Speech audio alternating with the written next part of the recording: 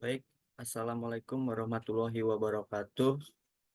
Perkenalkan, nama saya Muhammad Ananta Subiakto dengan NIM 41322111. Di sini saya akan membahas mengenai TB2 mata kuliah PAK dan Etik UMB dengan judul Tindakan Korupsi di Lingkungan RT atau RW.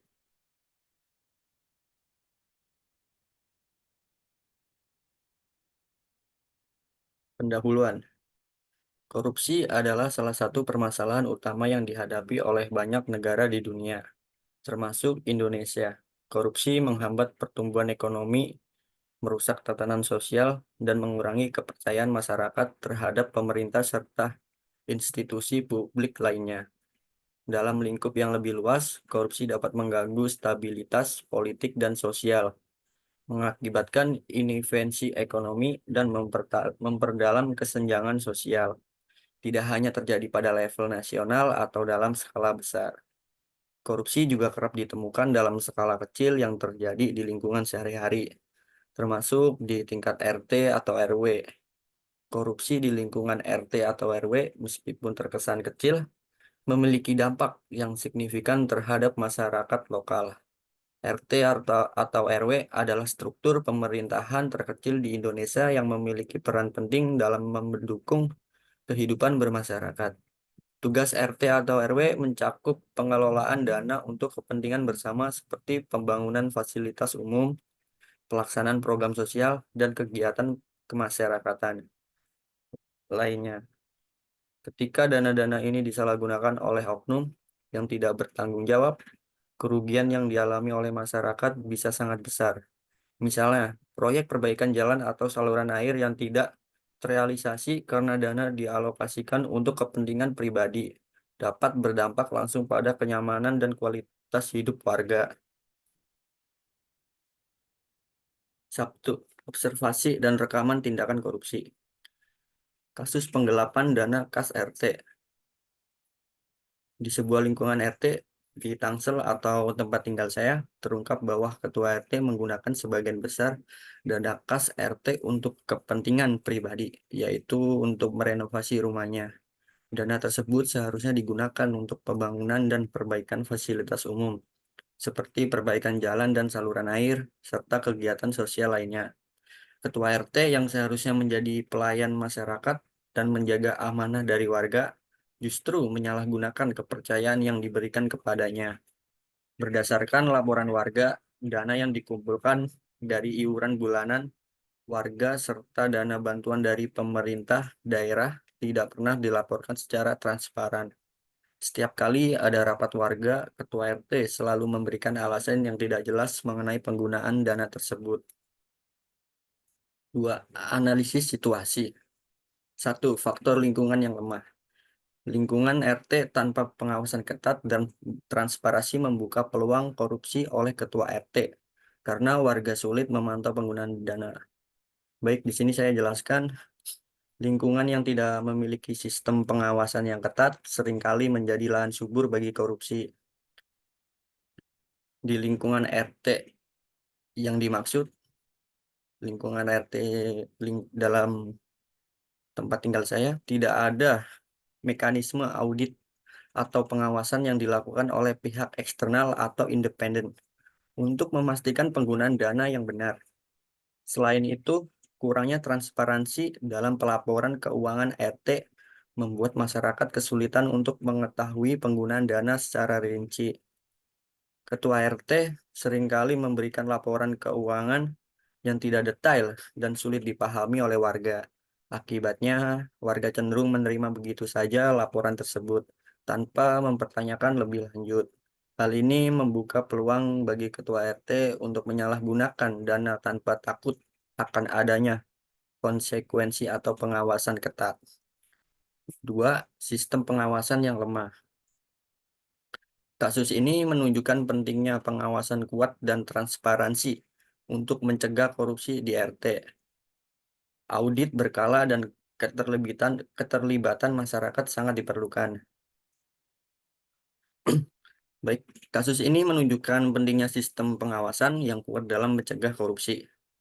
Di lingkungan RT ini tidak ada audit berkala terhadap penggunaan dana kas RT, sehingga ketua RT dapat dengan mudah menggelapkan dana tanpa adanya mengetahuinya.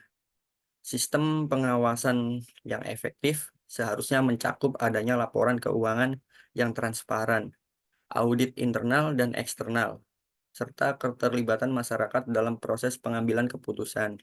Pengawasan yang lebih ketat dan transparansi dalam pelaporan keuangan dapat mencegah tindakan korupsi dan memastikan bahwa dana digunakan sesuai dengan tujuan awal. 3.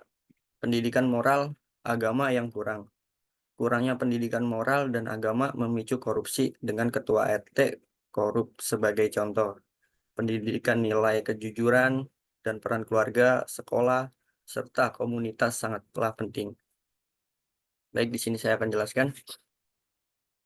Pendidikan moral dan agama yang kurang juga berkontribusi terhadap terjadinya korupsi. Ketua RT yang menggelapkan dana menunjukkan kurangnya integritas dan moralitas. Seharusnya pemimpin di tingkat RT memiliki tanggung jawab moral yang tinggi untuk menjaga kepercayaan dan amanah dari masyarakat. Namun, kenyataannya menunjukkan bahwa pendidikan moral dan agama yang kurang membuat individu lebih rentan untuk melakukan tindakan korupsi. Pendidikan yang kuat, nilai-nilai, kejujuran, tanggung jawab, dan kepedulian terhadap kepentingan umum penting untuk mencegah korupsi. Dalam hal ini, peran keluarga, sekolah, dan komunitas dalam menanamkan nilai-nilai moral sangatlah penting. 4. Kesulitan finansial. Kesulitan finansial bisa mendorong korupsi, tapi tidak membenarkannya. Integritas dan solidaritas masyarakat harus diperkuat. Dalam hal faktor kesulitan ini, kesulitan finansial juga memainkan peran signifikan dalam terjadinya korupsi. Ketua RT menggelapkan dana kas RT untuk kepentingan pribadi, mungkin karena ada kebutuhan mendesak yang harus dipenuhi. Namun, meskipun kesulitan finansial dapat menjadi pendorong, hal ini tidak membenarkan tindakan korupsi yang dilakukan. Sebaliknya, kesulitan finansial harus menjadi alasan bagi masyarakat untuk lebih memperkuat integritas dan solidaritas, bukan untuk melakukan tindakan yang merugikan kepentingan umum. 3. Pelanggaran hukum. Undang-Undang Anti Korupsi. Menurut Undang-Undang Nomor 31 Tahun 1999, tindakan Ketua RT yang menggelapkan dana termasuk korupsi. Pasal 2 dan 3 menyatakan bahwa memperkaya diri sendiri secara melawan hukum yang merugikan keuangan negara dapat dipidana. Penggelapan dana kas RT melanggar undang-undang ini. Baik, berdasarkan Undang-Undang Nomor 31 Tahun 1999 tentang pemberantasan tindak pidana korupsi. Tindakan yang dilakukan oleh Ketua RT termasuk dalam kategori korupsi. Pasal 2 dan 3 Undang-Undang tersebut menyatakan bahwa setiap orang yang secara melawan hukum memperkaya diri sendiri atau orang lain dapat merugikan keuangan atau perekonomian negara, dapat dipidana dengan pidana penjara dan denda. Penggelapan dana KSRT oleh Ketua RT jelas melanggar undang-undang. Ini karena dap- dana tersebut seharusnya digunakan untuk kepentingan umum dan bukan untuk kepentingan pribadi. Tuntutan hukum. Pelaku yang menggelapkan dana KSRT dapat dihukum penjara minimal 4 tahun hingga maksimal 20 tahun dan denda minimal 200 juta rupiah.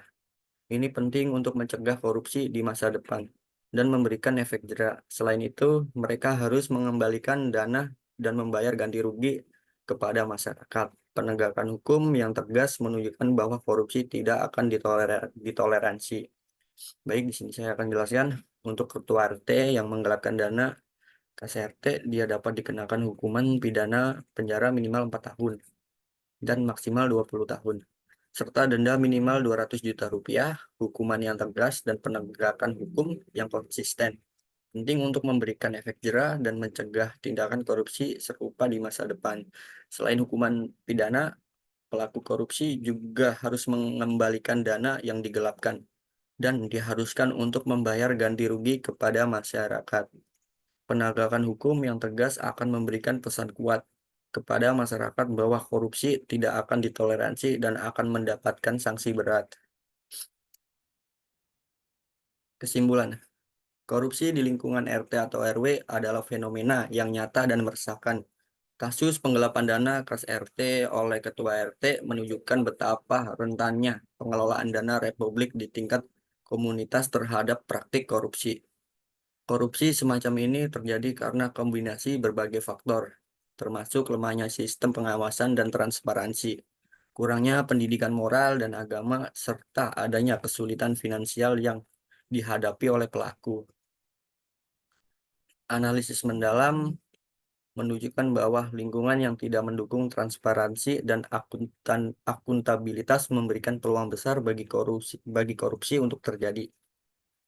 Kurangnya partisipasi warga dalam pengawasan serta ketidakpedulian terhadap laporan keuangan memperparah situasi ini. Pendidikan moral dan agama yang kuat sangat penting dalam membentuk individu yang memiliki integritas tinggi, yang akan menolak untuk terlibat dalam tindakan korupsi. Selain itu, masalah ekonomi yang dialami oleh individu sering menjadi pemicu tindakan korupsi. Meskipun hal ini tidak dapat dijadikan alasan yang sah untuk membenarkan perilaku tersebut. Baik, demikianlah presentasi tugas besar 2 saya. Wassalamualaikum warahmatullahi wabarakatuh.